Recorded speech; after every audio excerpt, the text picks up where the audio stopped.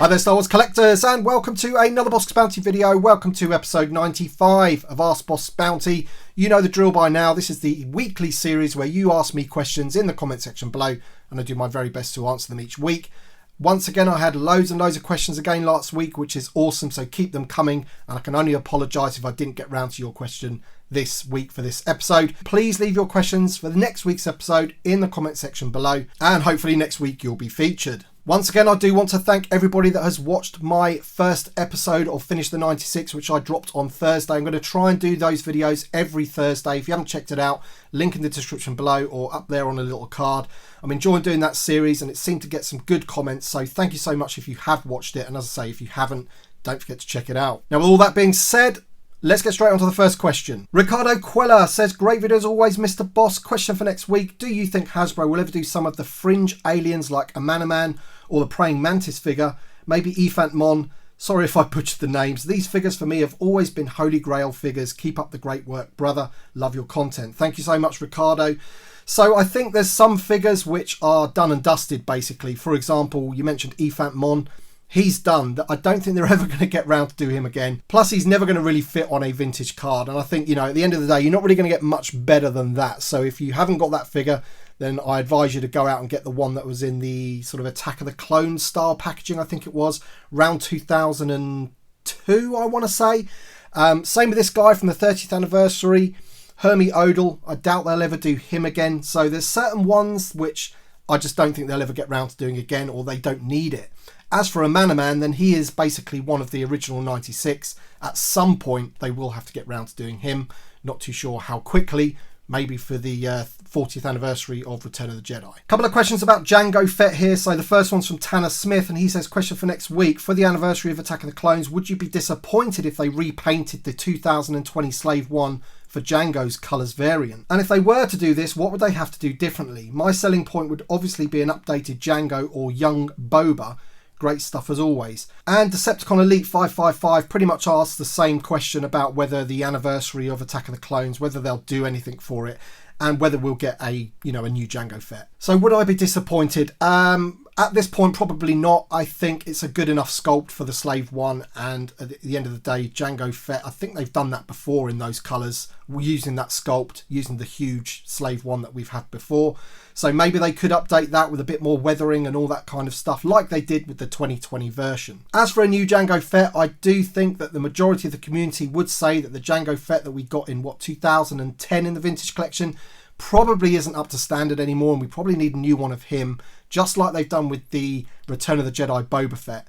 It would be nice if they did do that next year for the anniversary of Attack of the Clones, but I'm not too sure that they will do that for next year, given the amount of other new media that's coming. I think it's going to be very difficult for them to sort of slot in figures from other past films. Miles Hook says, Razor Crest shipping dates announced at PulseCon. Great job on the commercial. So thank you so much. That was my Slave 1 commercial that I did, which was, I had a lot of fun doing that. The Razor Crest shipping date at PulseCon, I would hope so. And I would hope that we'd see the box as well.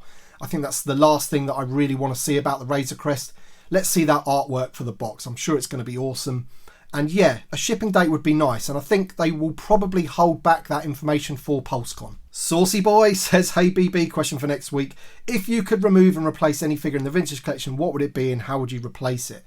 Yeah, so there's a couple of figures that I'm not overly fond of in the Vintage Collection. You've got like the Pod Racer guys, which really aren't my bag, and then of course you've got is it Non Namor? I'm not really too fond of him. He looks more like a Master of the Universe figure like Skeletor or something to me. So I could easily sort of remove those from the line and put in someone a lot better like Count Dooku or somebody from Rogue One or Solo or something like that. There's so many that I could choose in place of them. Professor Kitty says, question for next week's Ask Bossk Bounty. Do you think we'll see Hasbro bring in more characters that belong on Jabba's katana to the Vintage Collection? In my opinion, I don't think it's acceptable that we still don't have updated figures for some of his goons and other aliens in that scene. So this is similar to the previous question about the sort of, background aliens and everything. In terms of Jabba's goons and everything, I think we've got a fair amount of them. Of course, there's still lots more that we could do. Velkan Tazeri, which is the final skiff guard that we need for the skiff, he's like a big one that I know, John Miko, for example, from the TVC group on Facebook's been campaigning about.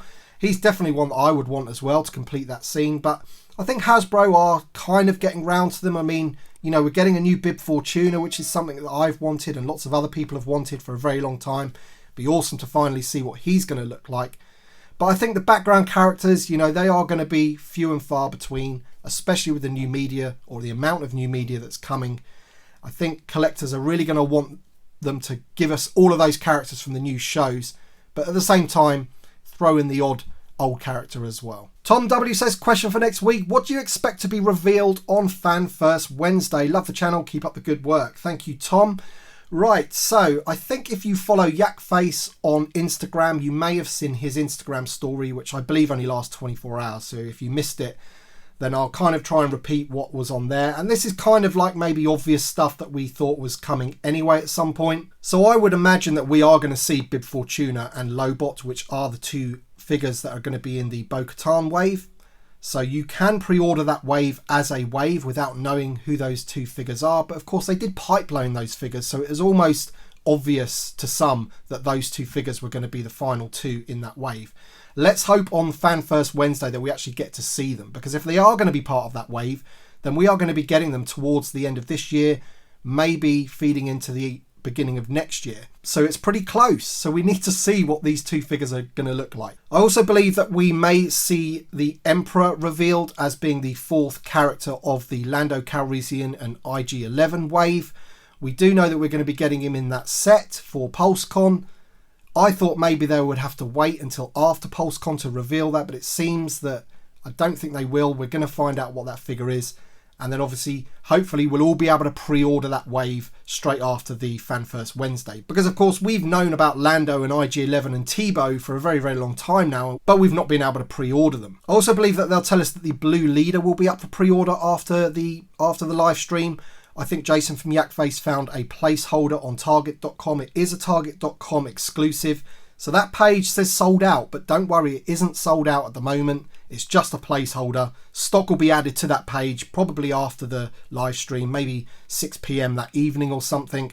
You know, they'll obviously give us the information in the live stream. And then, yeah, we'll be able to order that Blue Leader with the General Merrick figure, which is awesome. Apart from that, not really too sure what else can be revealed. Hopefully we'll get some more pipeline stuff. Hopefully we'll get even some more images of other figures. So maybe a vehicle announcement or a blurg announcement or something. But I do think that it's quite possible that they'll be saving the really juicy stuff for PulseCon itself. So I wouldn't expect too much from this Wednesday, but let's hope there's some gems and something to get excited about at least. Segmented Sanctum says, hey boss, question for next week. With the Emperor's Throne Room now in TVC and hopefully a future carded Palpatine, do you think it's likely for Hasbro to re-release VC115 to go with it?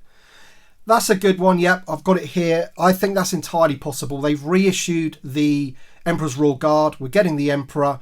I think it's only natural that they could re-release this figure. He's a main character.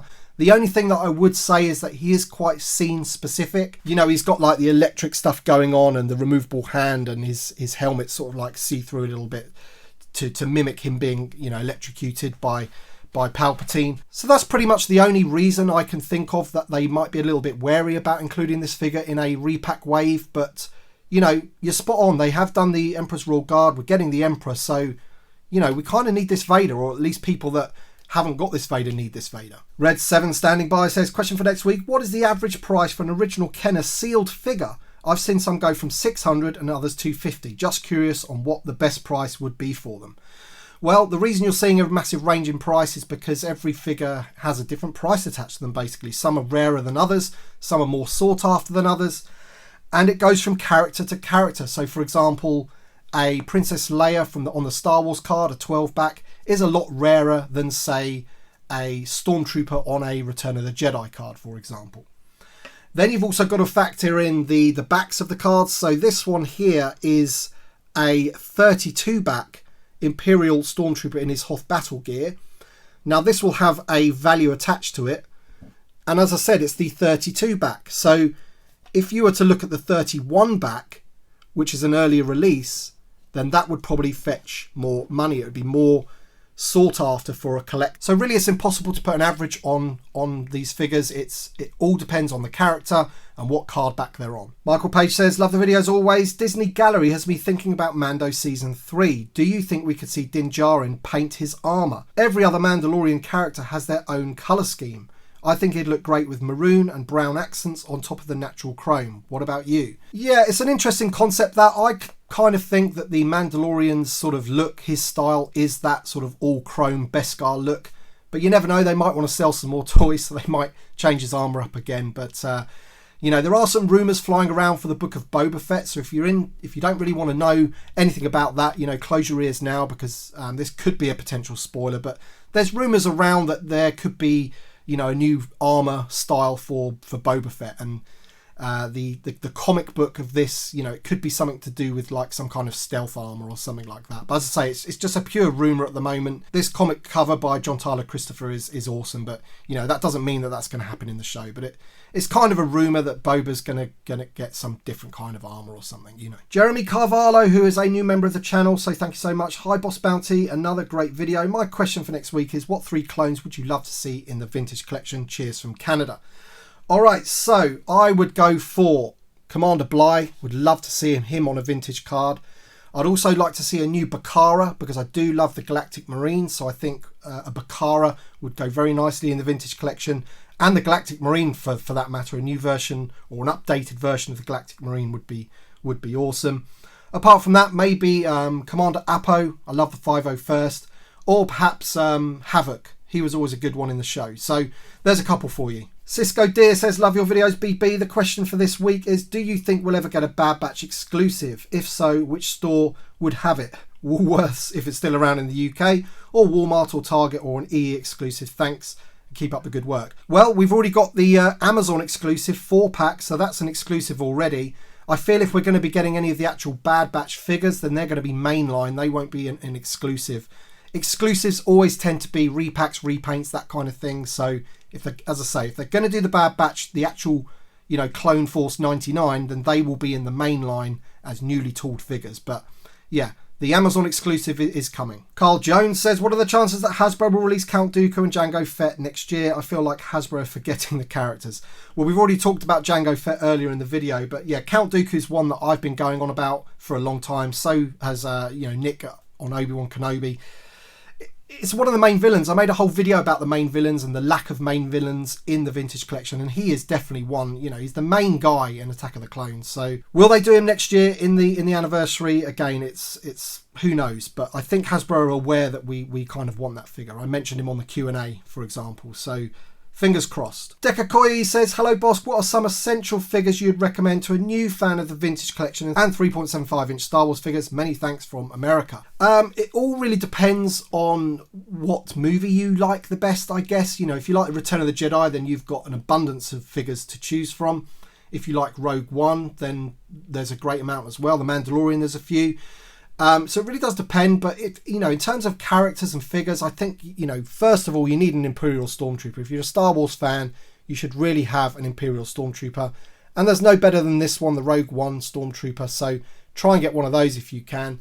And then you've got some of the most recent releases. You know, get those while they're out before, you know, they become unavailable and you have to visit the secondary market. Get them while they're out. The new Ahsoka figure and the new Maul figure are outstanding. But if you're not really into the Clone Wars, then those aren't really going to interest you. So I think it all really depends on, you know, what your sort of focus is and what movies you like. Mark Simmons says, question for next week, why do you think Hasbro is so hush-hush on the retro collection? It should be regarded as the real heir to the Kenner line, like an earlier question suggests. So I've got to say, Mark, I really don't agree with that. I don't think that the retro collection should be classed as the heir to the Kenner line. I think the vintage collection does that very well. It's like a continuation for me. You know, you get figures from Rogue One, from the Mandalorian on vintage style cards, and that's what Kenner would have done if they had continued.